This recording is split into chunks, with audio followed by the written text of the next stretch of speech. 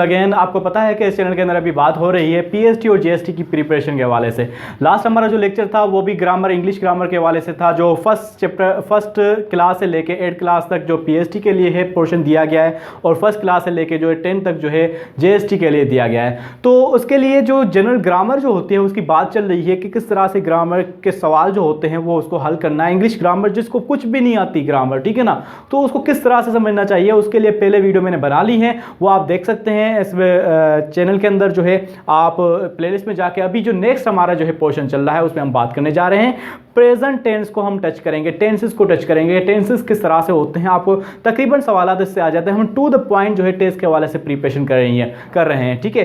तो चलो हम चलते हैं टेंसेस के तरफ जाते हैं। टेंसेस कौन से होते हैं ये हम बात करेंगे इसकी, और फिर स्पेशली इंडिविजुअली हर टेंस के बारे में पढ़ेंगे। मुझे उम्मीद है कि आपको पिछला जो लेक्चर है वो अच्छा लगा होगा। उसमें वर्कशीट मैंने दी थी और आप लोगों ने बहुत अच्छा ही रिस्पॉन्स दिया था, ठीक है। इस तरह से अगर आप इस रिस्पॉन्स देते जाएंगे तो आपकी इंग्लिश अच्छी हो जाएगी और आप कामयाब हो जाएंगे। नाउ टेंसेस जो है 3 टाइप्स के टेंसेस मेन है, ठीक है। एक होता है प्रेजेंट टेंस, ठीक है, दूसरा होता है पास्ट टेंस, ठीक है, और तीसरा होता है future tense. Now present tense क्या होता है? प्रेजेंट टेंस होता है ज़माने हाल होता है ना, जो अभी काम हो रहा है, अभी प्रेजेंट जो है उसको कहा जाता है प्रेजेंट टेंस। पास्ट जो गुजर गया, ठीक है। इसके अलावा फ्यूचर टेंस वो होता है जो अभी आने वाला वक्त है, उसके बारे में अगर हम बात करते हैं तो उसको कहते हैं फ्यूचर टेंस। क्लियर हो गया? तो आज हम बात करेंगे प्रेजेंट टेंस में। प्रेजेंट टेंस और हर किसी का फिर अपने जो 4 हिस्से होते हैं, 5 होते हैं, इवन इससे ज़्यादा होते हैं लेकिन मेन जो है 5 होते हैं। प्रेजेंट टेंस के अंदर जाएंगे तो present tense of to be आएगा, प्रेजेंट जो है परफेक्ट टेंस आएगा, प्रेजेंट सिंपल टेंस होगा, प्रेजेंट कंटिन्यूस टेंस आएगा, उसके बाद प्रेजेंट परफेक्ट कंटिन्यूस टेंस आएगा।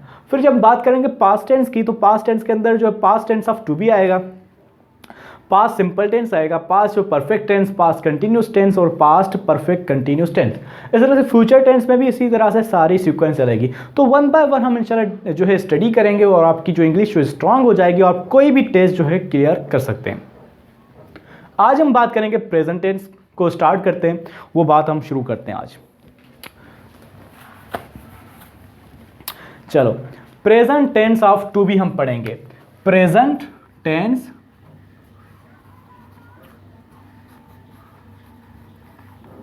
Of to be. Now present tense of to be का मतलब ये होता है, इसकी डेफिनेशन ये है कि कोई भी टेंस, कोई भी जुमले वो जो हमें बताएं कि कोई बंदा जो है, कोई बंदा या कोई भी चीज़ जो है उसकी सिर्फ जो मौजूदगी के कहाँ पे मौजूद है या उसकी स्टेट जो है, हालत कौन सी है, उसको जो बताया उसको कहा जाता है टेंस ऑफ टू बी, ठीक है। Present tense of to be वो होता है जिसमें किसी भी बंदे की, किसी भी चीज़ की जो है मौजूदगी कहीं पे मौजूद है, कहाँ पे, और उसकी जो है हालत कौन सी है उसको डिक्लेयर करे, उसको बताए, उसको कहा जाता है present tense of to be. For example जो है असलम डॉक्टर है, तो असलम डॉक्टर है, क्या हो गया? डॉक्टर उसकी कंडीशन है। So this is what the to be. इसमें कोई भी काम नहीं किया जाता, याद रहे, इस पर कोई भी काम नहीं होता, जस्ट उसकी पोजीशन या उसकी जो हालत बताई जाती है, ठीक है, लोकेशन या हालत बताई जाती है, स्टेट। चलें देखें, ये जो बंदा है ये कमरे में है, कोई बंदा कमरे में है, हम जो है इंसान हैं, ठीक है, वो स्कूल में है, ये क्या है? पोजीशन। कोई भी काम ना हो तो उसको कहा जाता है present tense of to be. Now अब बात करेंगे हम कि इसके अंदर इट ओनली शोज, इसकी पॉइंट लिखना है, it only shows state or location of body. किसी भी चीज की सिर्फ स्टेट या उसकी लोकेशन बताता है, डजंट शो। ये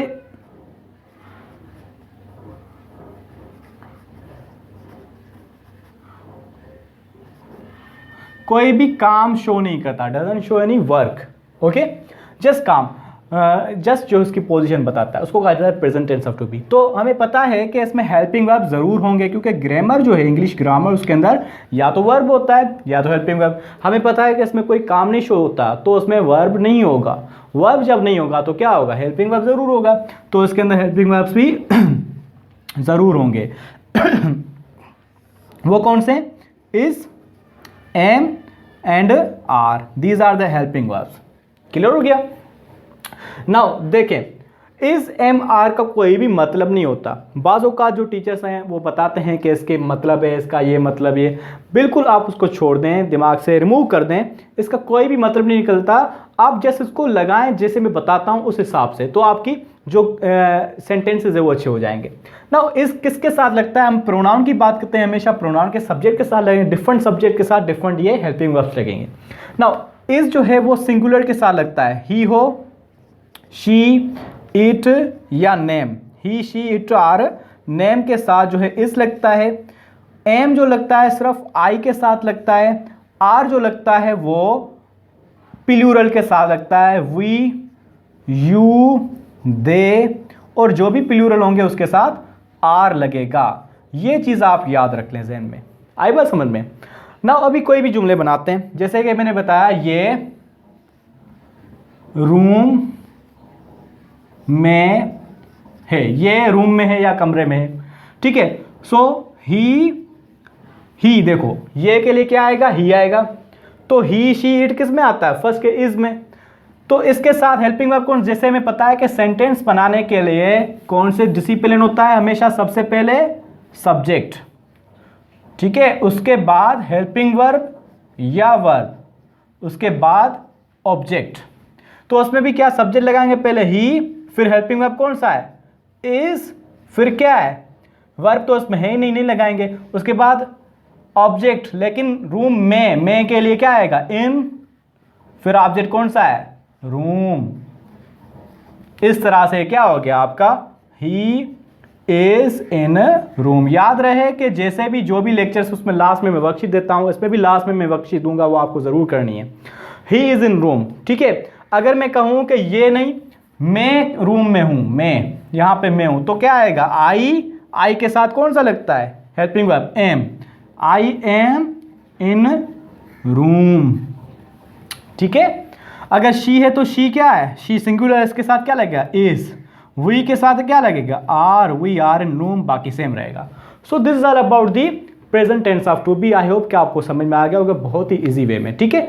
नाउ इसके हम पढ़ेंगे चार टेंसेस कैसे, सेंटेंस कैसे बने। हमें पता है कि सेंटेंसेस के टाइप्स हैं कौन से, इंट्रोगेटिव जो है वो, डिक्लेरेटिव, ठीक है, और नेगेटिव वगैरह सारे, वो सारे हम करेंगे। पहले ये चीज़ आप इसकी ज़्यादा से ज़्यादा प्रैक्टिस करें, जितनी ज़्यादा प्रैक्टिस करेंगे उतना ही ज़्यादा जो आपकी इंग्लिश स्ट्रॉन्ग हो जाएगी।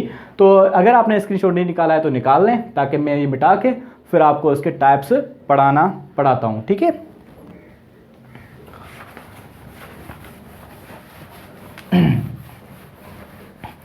हमारा जो बेसिक जुमला कौन सा था जो हमने लिखा है यहाँ पे बात की है, वो ये है कि मैं रूम या कमरे में हूं, ठीक है, इसी में। तो पहले हम बनाते हैं डिक्लेरेटिव सेंटेंस, जो हमने पहले ही बना दिया था। वो कौन सा था, आई एम इन रूम। अब इसका हमें करना है, ये कौन सा डिक्लेरेटिव सेंटेंस, ठीक है। इसका हमें करना है क्या, इंट्रोगेटिव सेंटेंस। इंट्रोगेटिव मीन्स सवाल ही करने के लिए क्या है, रूल ये है कि जो हेल्पिंग वर्ब है भाई, इस हेल्पिंग वर्ब को आगे उठा के ले आओ। तो कैसे होगा, एम आई इन रूम, ये क्या हो गया, सवाली जुमला हो गया, इंट्रोगेटिव, ठीक है। इस तरह से बनाएंगे हम इंट्रोगेटिव सेंटेंस, ठीक है। अब हमें बनाना है नेगेटिव सेंटेंस, ठीक है। तो क्या होगा, एम के बाद, हेल्पिंग वर्ब के बाद यहां पे नॉट लगाएंगे, I am not in room, मैं रूम में नहीं हूं। क्लियर हो गया। सो दिस इज क्या, दिस इज नेगेटिव सेंटेंस। उसके बाद इंट्रोगेटिव एंड नेगेटिव, सवाली और इनकारी, ठीक है। तो उसमें क्या होगा, am I not in room, मैं रूम में नहीं हूं।